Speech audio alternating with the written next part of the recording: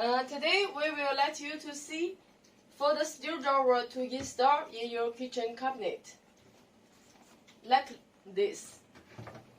This is the normal one, normal height.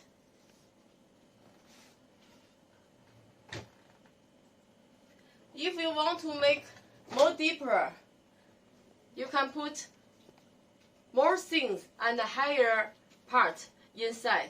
We can use the higher pole. This is the round higher pole, and this color is dark green.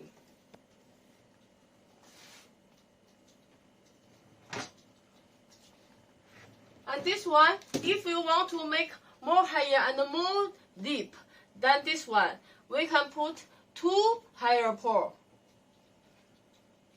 This one is square part, square one.